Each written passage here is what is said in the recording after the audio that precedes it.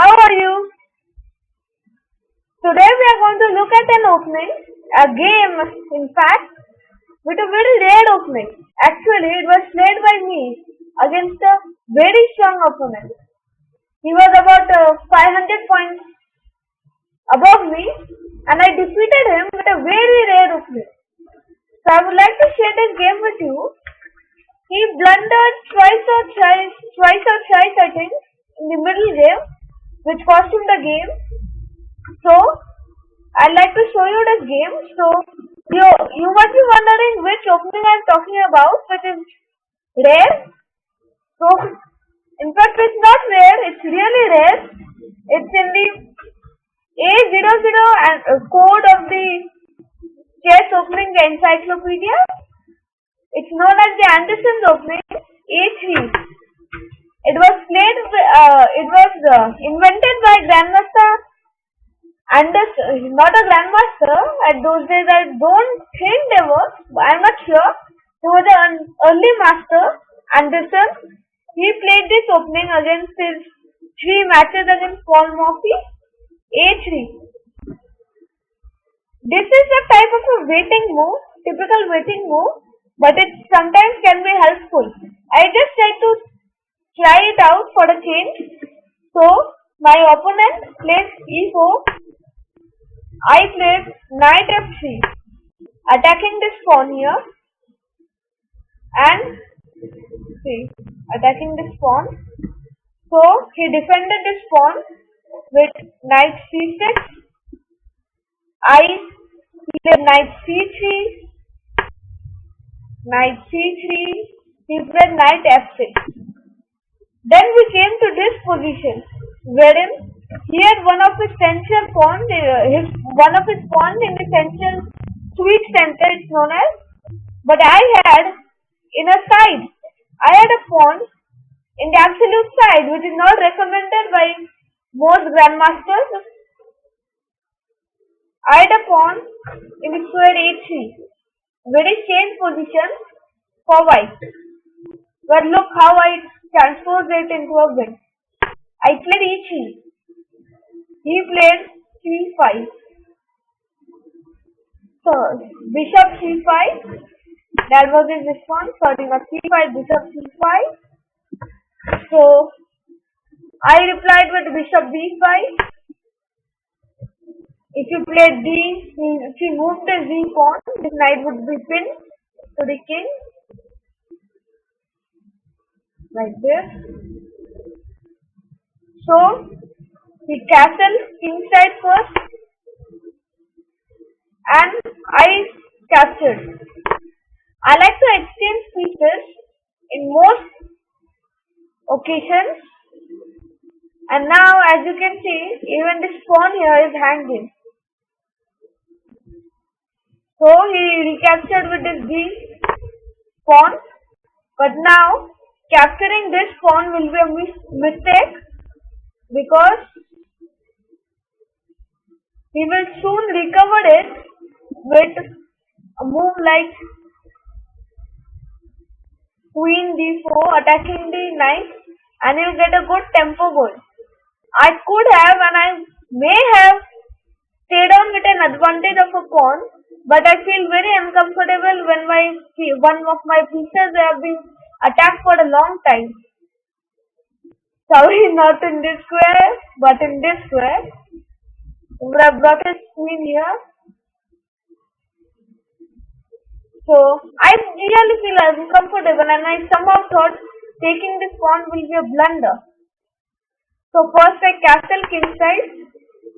He played bishop d4, pinning this knight. I played e4. Now I had an idea behind this e4.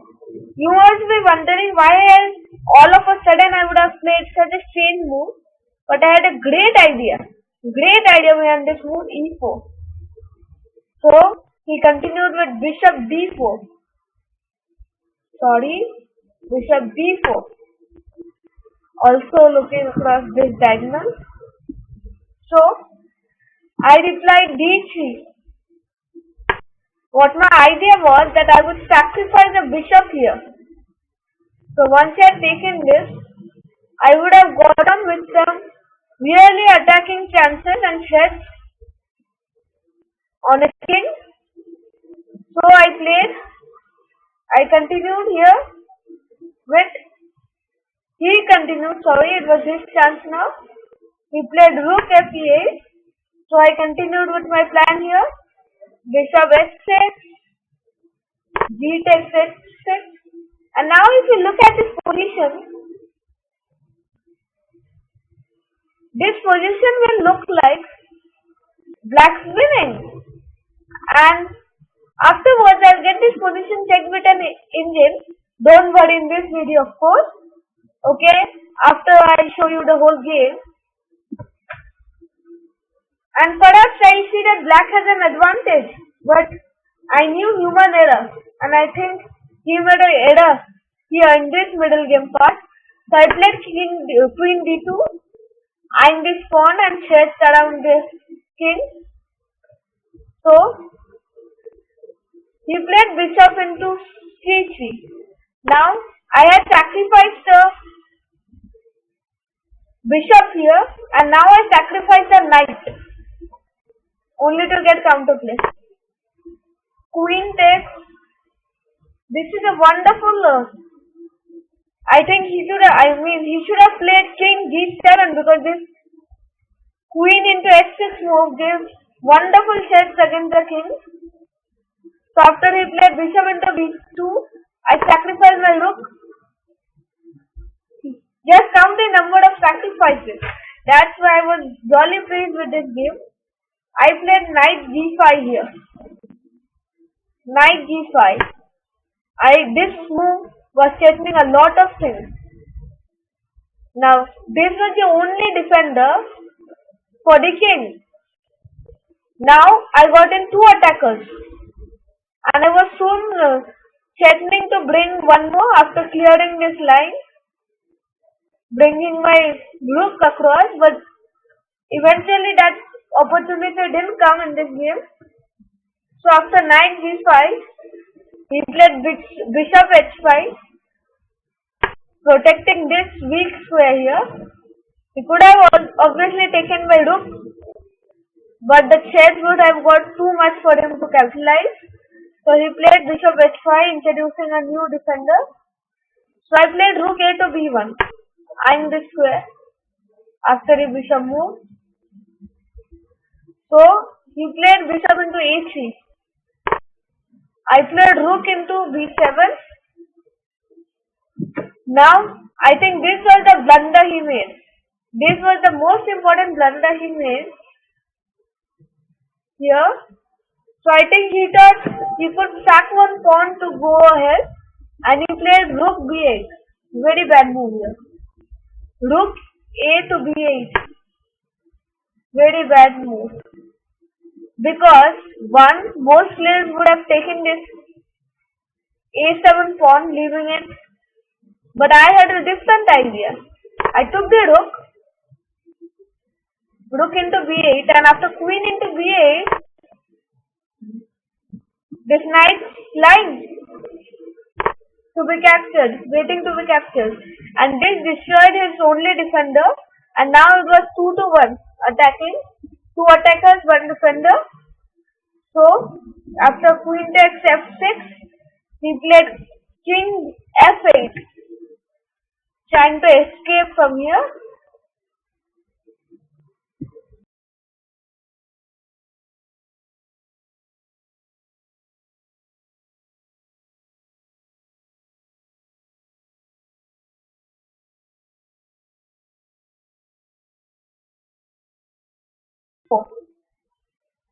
He couldn't capitalize.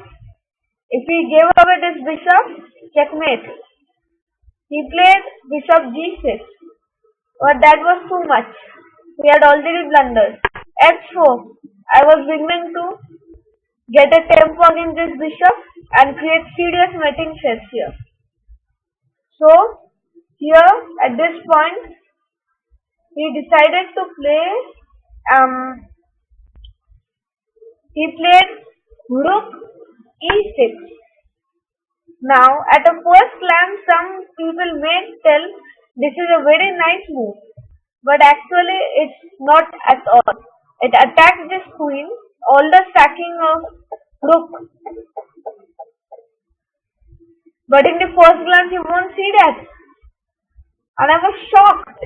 This pawn is pinned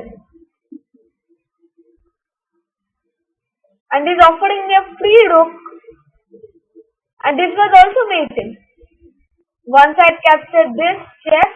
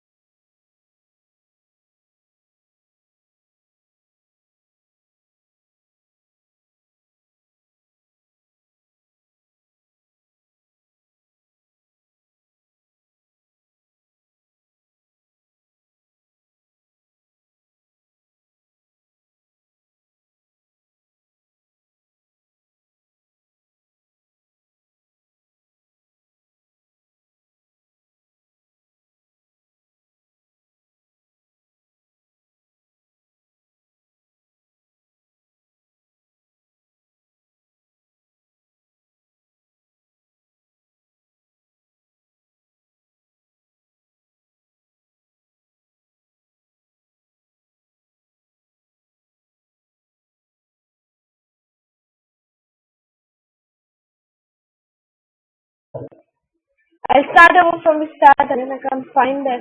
No, sorry for that.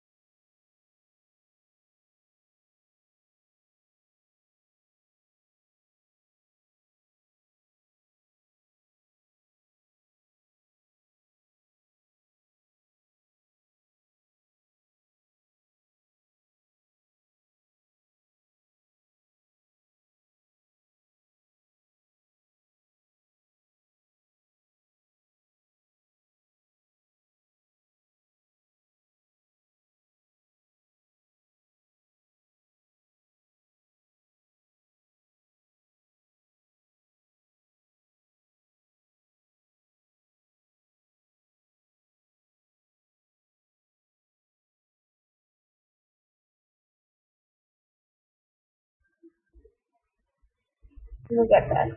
He resigned. Absolutely resigned.